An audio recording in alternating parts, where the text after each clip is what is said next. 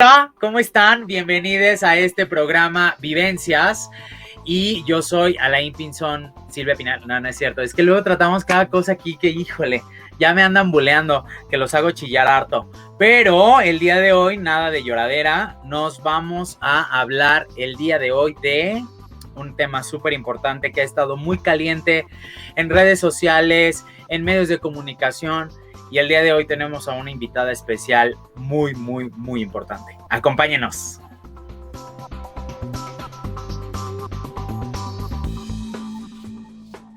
Bueno, y como les decía, hoy tenemos una invitada especial y nos acompaña con nosotros la doctora Alicia Piñeirúa Menéndez. Doctora Alicia, bienvenida. Hola, muchas gracias por la invitación. Buena tarde. Muchas gracias, doctora, por acompañarnos. La doctora Alicia Piñeirúa Menéndez es médica cirujana con especialidad en medicina interna e infectología por el Instituto Nacional de Ciencias Médicas y Nutrición Salvador Subirán. Es maestra en salud pública con concentración en enfermedades infecciosas por la Universidad de Emory. Fue coordinadora de la clínica especializada Condesa Iztapalapa por 4 años. Posteriormente, fungió como directora de atención integral en el Centro Nacional para la Prevención y el Control del SIDA, CENSIDA. Dentro de sus áreas de interés en investigación se encuentran los determinantes sociales de la salud, la atención de poblaciones vulnerables y los proyectos de implementación en salud pública. Hasta se me fue el aire, doctora. ¿Qué currículum tan vasto tiene? Yo le agradezco enormemente que nos acompañe a su humilde programa Vivencias. No, muchísimas gracias, Alain. Muchas gracias por la invitación. Con muchísimo gusto. Muchísimas gracias, doctora. Pues el día de hoy vamos a hablar de VIH y COVID. Sobre todo nos vamos a detener muchísimo en el tema de la vacuna, porque ya está a la vuelta de la esquina, ya están vacunando a poblaciones, pues que no necesariamente son personas con VIH, pero que muchos de ellos sí lo son, ¿no? Doctores, enfermeras, personal médico y ahora también los maestros. Y próximamente, si el calendario así lo permite, estaremos también nosotros, las personas que vivimos con VIH. Doctora, primeramente, la primera básica y sencilla pregunta. ¿Vivir con VIH nos pone en un mayor riesgo de adquirir COVID o de agravarnos por la COVID-19? Sí. Bueno, pues esta es una pregunta de la que hemos platicado muchas veces, Alain, y ciertamente la información ha ido cambiando conforme ha pasado el tiempo. Cuando empezó la epidemia de la pandemia de COVID-19, muchos de los artículos publicados, sobre todo, bueno, los primeros de algunos países orientales, primero los chinos, posteriormente los europeos, publicaron varios documentos en los que parecía que las personas que viven con VIH no tenían un mayor riesgo de ni de enfermar de COVID, ni de tener, digamos, desenlaces negativos asociados a COVID. Por un buen tiempo estuvimos trabajando también con los datos que teníamos disponibles en México, o que tenemos disponibles en México, que son básicamente los datos que provienen del CISBER, que es este sistema que habilitó la Dirección General de Epidemiología para dar seguimiento a los casos de las personas con COVID-19 sospechoso o confirmado. Y ahí teníamos, digamos, una variable que nos permitía saber quiénes de esas personas que estaban en el CISBER eran personas que viven o vivían con VIH. De acuerdo a todos esos datos que teníamos antes, parecía que la infección por VIH no condicionaba un mayor riesgo de tener COVID-19, ni de tener formas graves de COVID-19. Recientemente, sin embargo, o sea, en lo que va del 2021, se han publicado unos 3 o 4 estudios, todos hechos en Estados Unidos, especialmente los más grandes son estudios hechos en Nueva York, en los que sí se ha visto que las personas que viven con VIH han tenido más posibilidades de tener COVID-19, más posibilidades de hospitalizarse o de tener formas severas de COVID-19 al compararse con la población general o con la población abierta. Estos datos, como te digo, son relativamente nuevos y van un poco en contra de lo que habíamos estado viendo durante el 2020, durante el tiempo que se obtuvo información en el 2020. Y sí quiero mencionar que en muchos de estos estudios, otra cosa que ha sido como muy consistente y que creo que vale la pena decir es que En los estudios previos a estos que menciono, que básicamente son casi todos hechos en Estados Unidos, algo muy importante es que había como dos cosas que determinaban o que disminuían el riesgo de tener COVID-19 o de tener desenlaces negativos asociados a COVID-19. Uno era la edad, que es un factor pues, no modificable, o sea, no podemos cambiar nuestra edad, pero el otro era la indetectabilidad, la carga viral indetectable, en algunos medida tal cual como carga viral indetectable, en otros medida como adherencia o continuidad en el tratamiento antirretroviral durante el tiempo de la pandemia.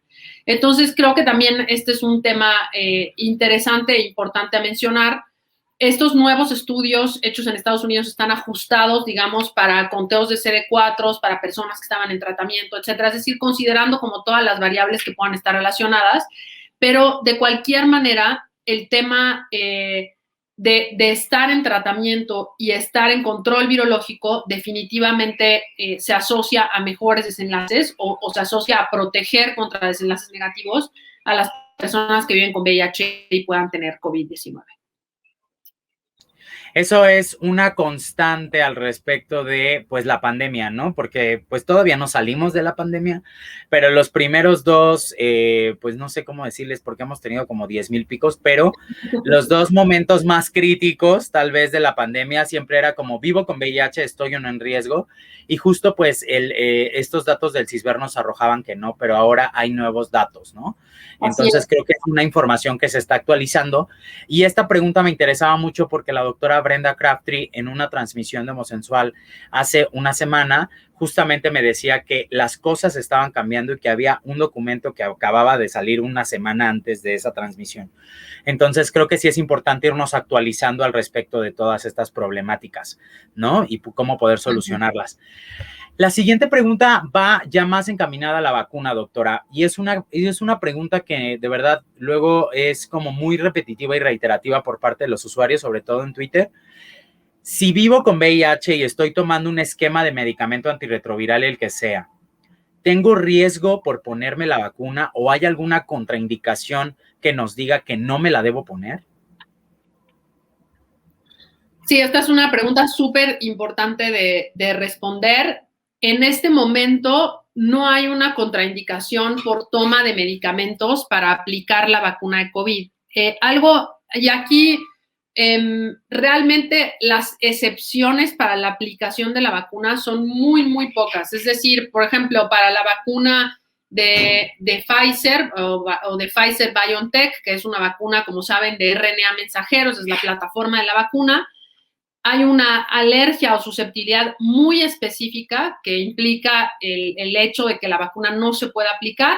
Las alergias alimentarias o a medicamentos no son una contraindicación para aplicar la vacuna y el uso concomitante de medicamentos tampoco son una contraindicación para la aplicación de la vacuna. O sea, en realidad esto funciona de cierta manera, aunque algunas de estas vacunas están utilizando plataformas nuevas y eso sí generó sobre todo al principio pues mucha incertidumbre porque se estaba usando una vacuna con una tecnología que nunca habíamos utilizado y entonces había como un poco toda esta incertidumbre que bueno, a un año ha ido generándose información bastante certera sobre la seguridad y la eficacia y la efectividad de esas vacunas. Si quieres, ahorita hablamos de estas diferencias entre qué se refiere el término eficacia, efectividad e inmunogenicidad, que son cosas diferentes cuando hablamos de vacunas.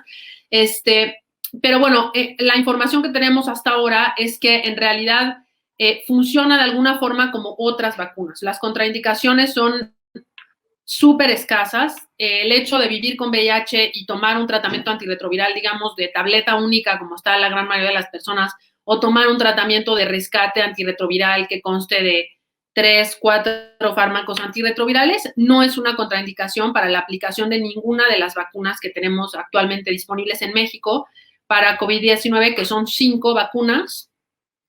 Ninguna de ellas es una vacuna que tenga virus vivos. Esto es muy importante porque esto es relevante para efectos de los conteos de CD4 y cuando una vacuna puede estar contraindicada o no.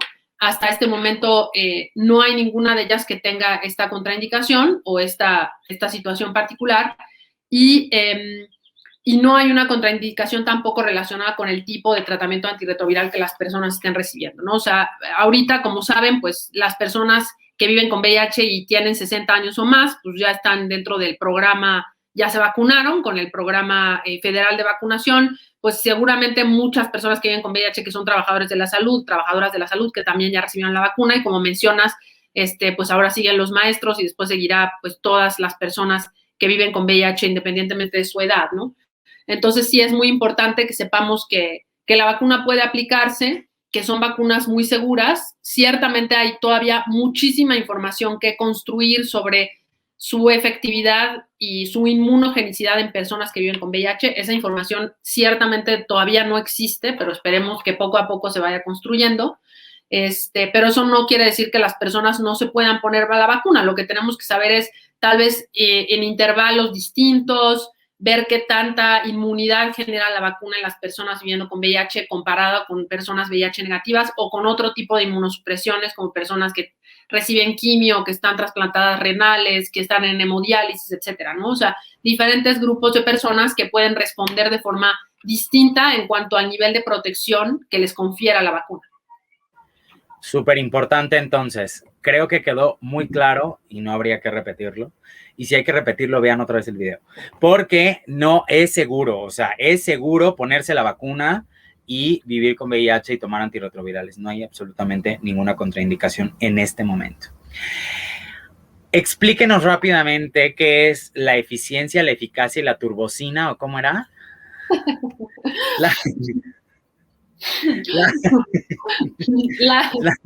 La eficacia, la efectividad y la inmunogenicidad.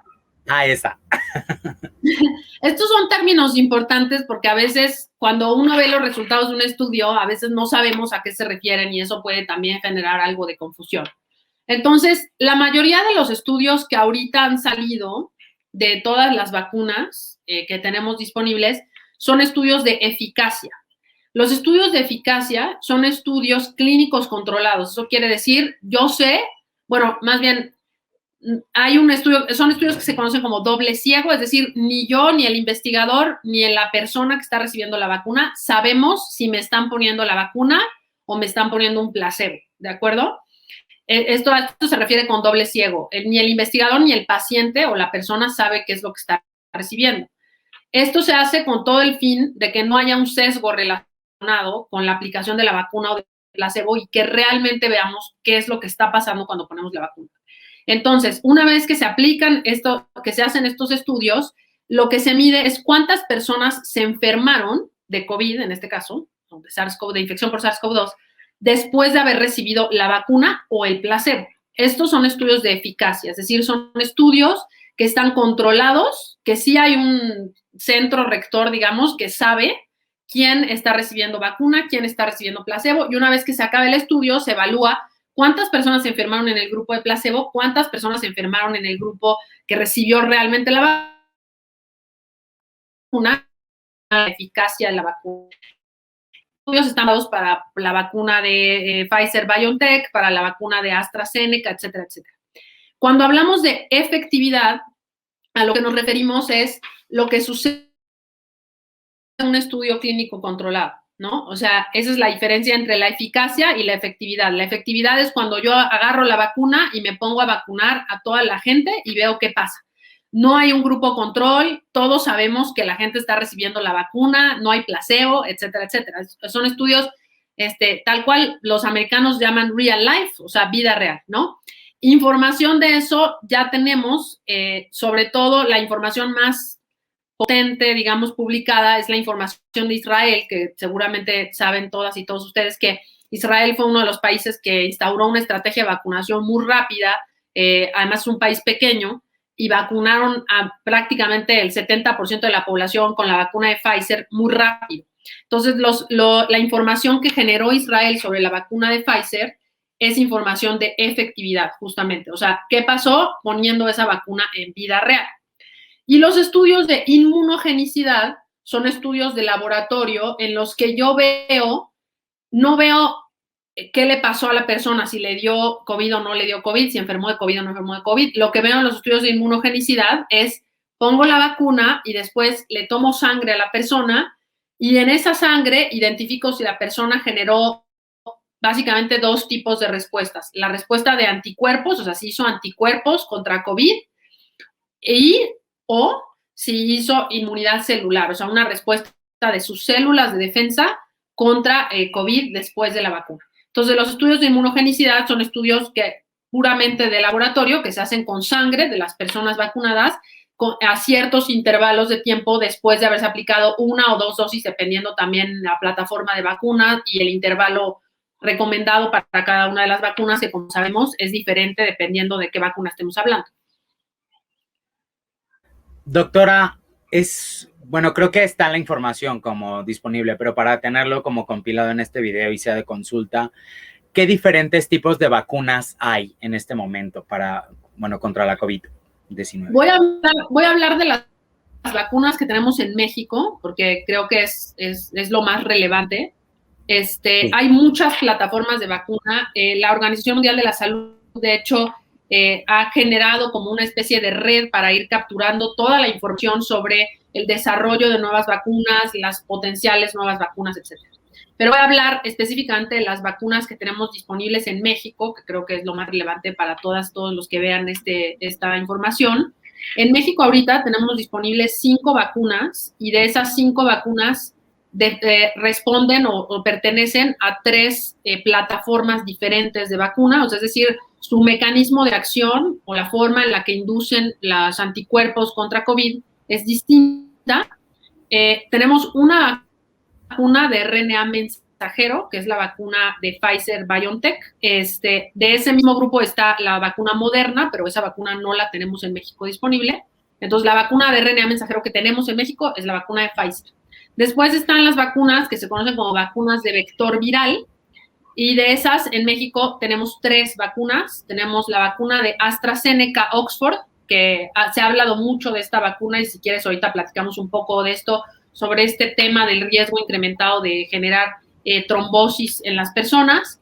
Está la vacuna Sputnik V, que es la vacuna del Instituto Gamaleya, que muchos conocen como la vacuna rusa. La que te convierte en tatú. La que te convierte en las cantantes estas tatú. Exacto, la que te convierte en tatú. Y está la vacuna CanSino, que es una vacuna china de un laboratorio que se llama CanSino Bio. Esas son 3 vacunas que todas funcionan a través de vector.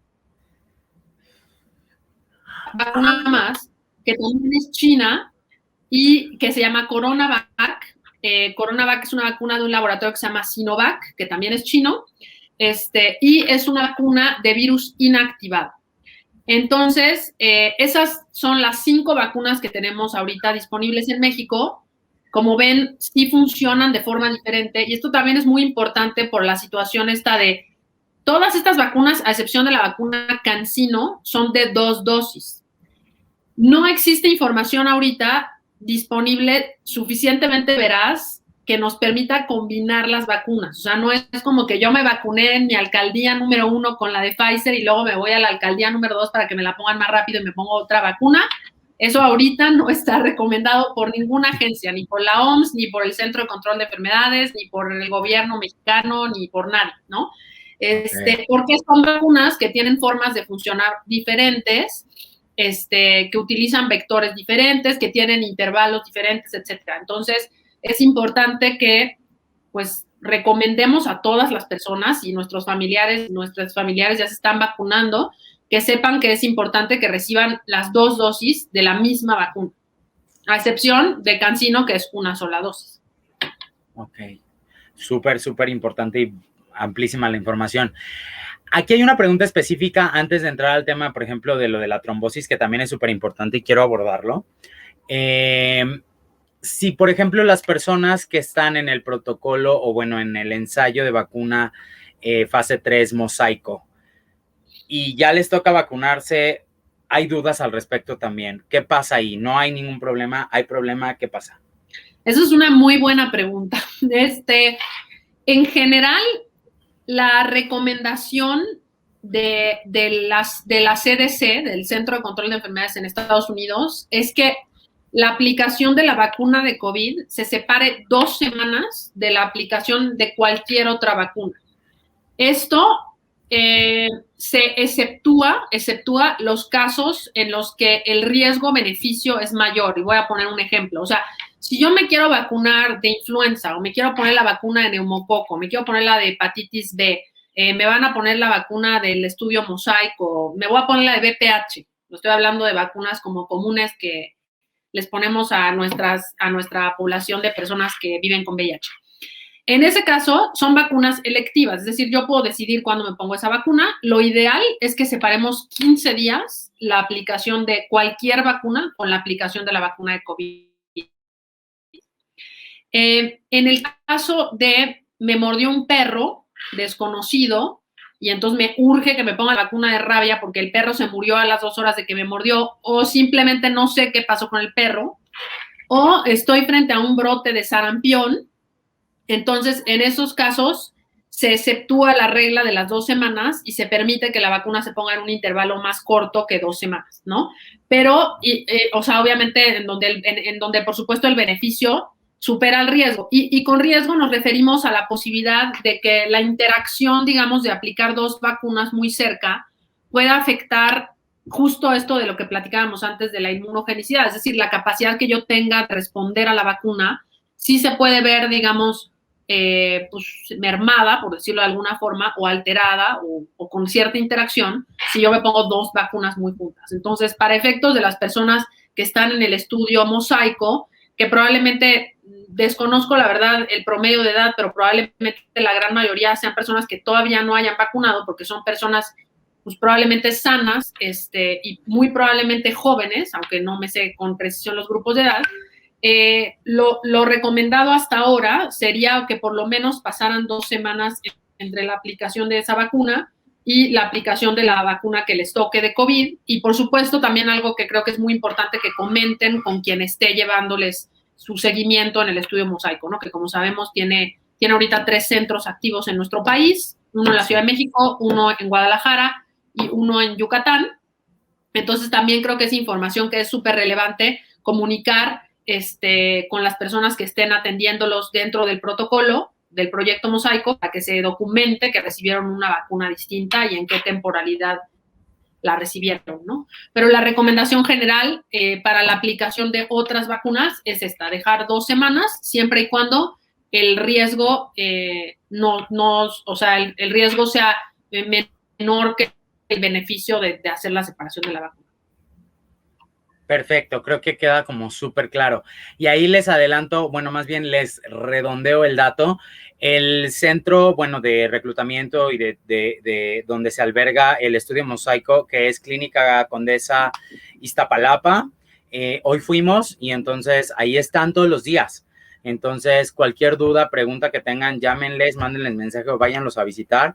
Y ahí están siempre disponibles, está Francisco Tenorio, está por ahí Aldair Jiménez y todo, y la verdad es que hoy los vimos y andan con todo, tienen muchísima gente. La otra pregunta que también es importante porque hay mucha gente como muy paniqueada al respecto de los medios de comunicación sobre todo, que es, no me quiero vacunar porque dicen que da trombosis o porque me voy a quedar muerta ahí en la vacuna. ¿Qué hacemos con esa duda?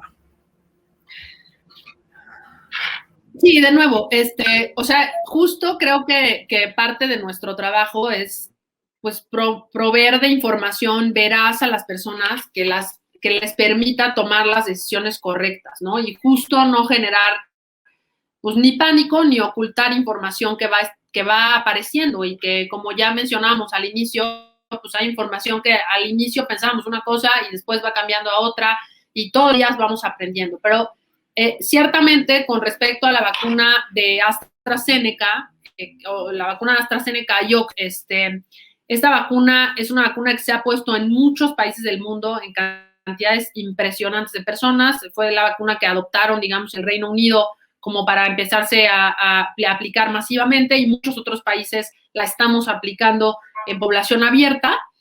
Se detuvo una tal vez un poco más de un mes, que se detuvo la aplicación de esta vacuna en países como Dinamarca, en Alemania, en Noruega, por una supuesta asociación de la vacuna con eventos trombóticos, que posteriormente se confirmó como un evento muy, muy, muy raro. Y con muy, muy, muy raro, Alain, con mucho gusto te comparto ese gráfico para que también lo podamos poner disponible en redes. Sí. El riesgo de trombosis con la vacuna es de 4 en 1,000,000. El riesgo por uso de anticoncepción y por fumar es más alto que ese, nada más para que nos demos una idea del panorama general del riesgo de trombosis del que estamos hablando. O sea, es decir, cualquier fumador, fumadora tiene un riesgo mayor de trombosis que por la aplicación de la vacuna. Y el riesgo de trombosis por COVID-19 es cercano al 16%. Entonces, o sea, pensemos en 4 a 1,000,000, que es 0.004% contra 16% que provee de riesgo la infección por COVID-19. Y en el medio hay muchas otras cosas que nos confían en riesgo de trombosis y que las tenemos ahí y ni siquiera nos damos cuenta que están ahí, ¿no? Justo por esto claro. Este gráfico que estuvo circulando traía el riesgo con la anticoncepción oral y el riesgo con el tabaquismo, que son cosas pues, muy comunes y que sí nos permiten poner en un escaloncito los riesgos de los que estamos hablando, ¿no? Entonces, es una vacuna muy segura, es una vacuna muy buena en la que se ha visto que justo la separación entre la primera y la segunda dosis, el dejar más o menos 12 semanas entre la primera y la segunda dosis de la aplicación de esta vacuna específica de la AstraZeneca, ha mejorado los resultados de eficacia de la vacuna y de inmunogenicidad, o sea, parece que tiene más capacidad de protegernos mientras ese intervalo entre la primera y la segunda dosis sea un poquito más largo.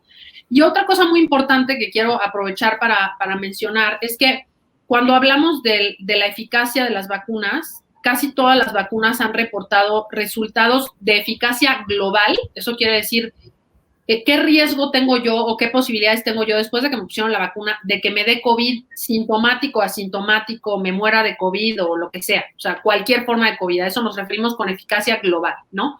Pero después hay unos resultados que a mí me parece que son más importantes y que obedecen un poco a lo que vemos con otras vacunas, que es la eficacia en la prevención de casos graves o fatales o severos o grado 4 de la OMS o como los quieran llamar, es decir, los casos graves, ¿no? Los casos que nos llevan a intubación, que nos llevan al hospital o que nos matan.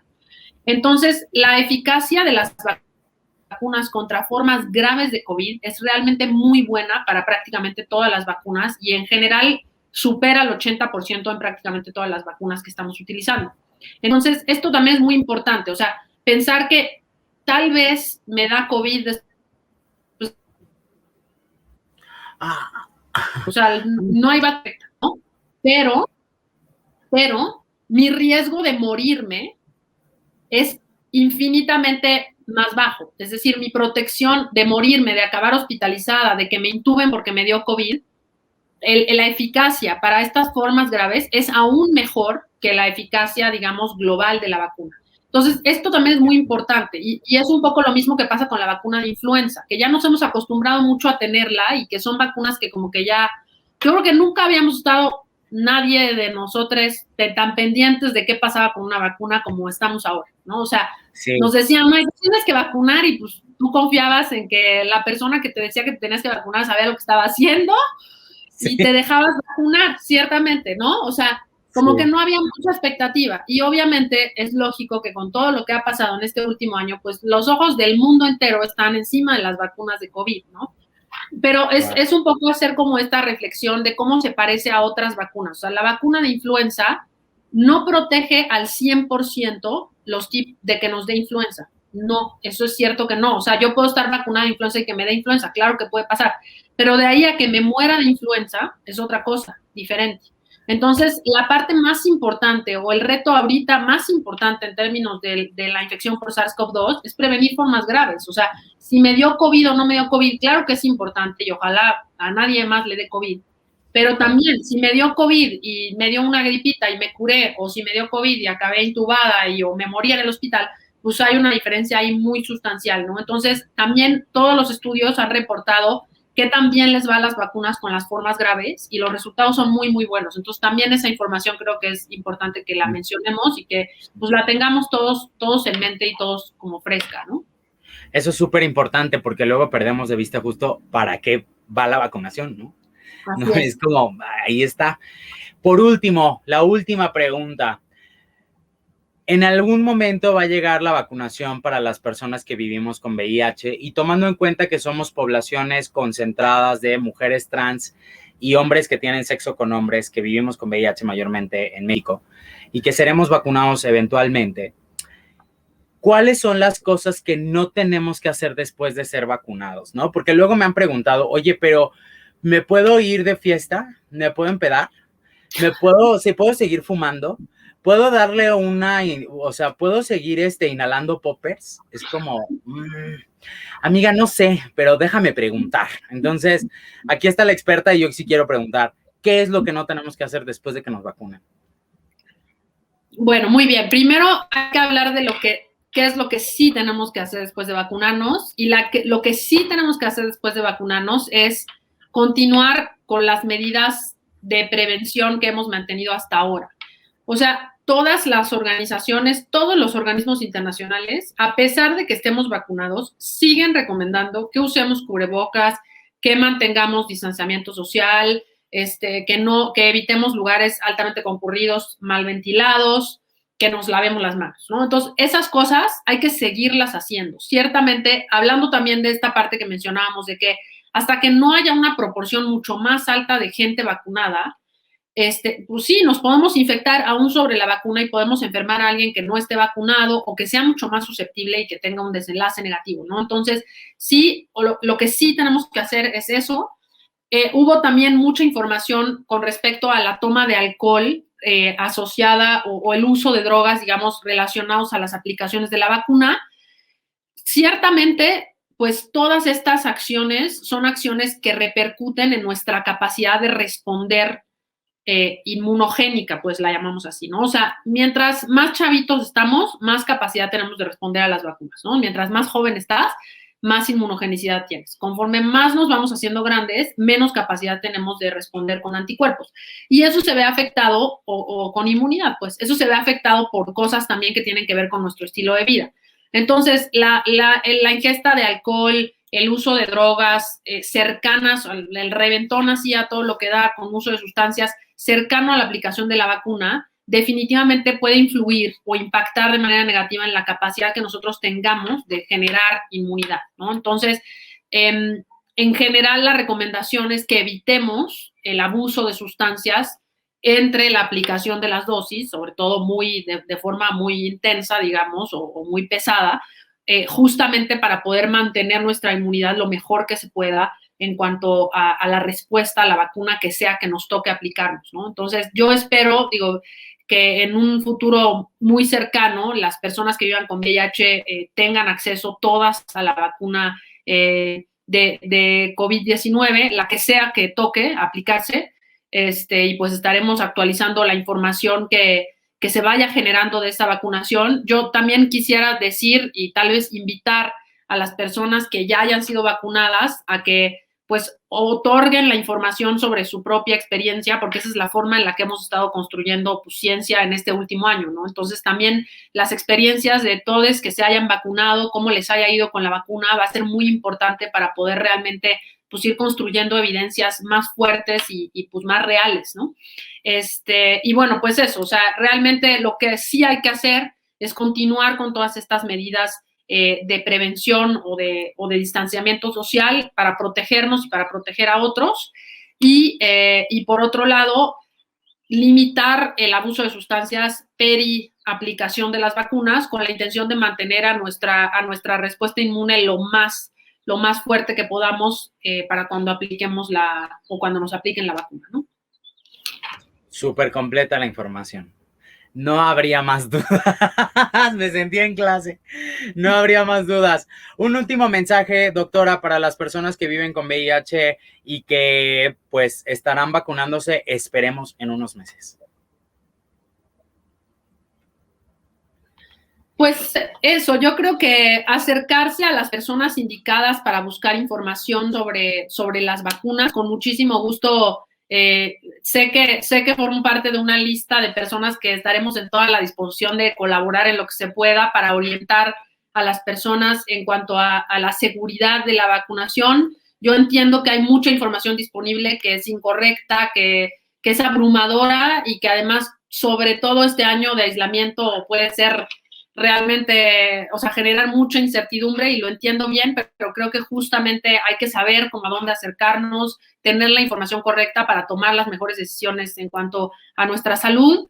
Y bueno, también la otra es que yo creo que poco a poco tenemos que ir retomando de una forma segura los servicios de prevención para todas las personas, tanto que viven con VIH y estén previniendo cualquier otra cosa, como para las personas negativas a VIH y que estén en riesgo. Entonces creo que también nuestro trabajo como consejeros callejeros, consejeres, es muy importante en cuanto a temas de diagnóstico oportuno, de prevención, de acercarnos a los sitios en donde realmente puedan ayudarnos para atender a todas estas poblaciones que, bueno, finalmente espero que pronto estén vacunadas, pero que pues creo que es una responsabilidad compartida mantener información veraz y acercar también los servicios de una forma pues correcta a estas personas, ¿no? O sea, también o sea, no abandonar los temas que van paralelos a la COVID-19 y que no podemos ignorar y que están ahí, ¿no? Los casos nuevos de infección por VIH, los casos nuevos de sífilis,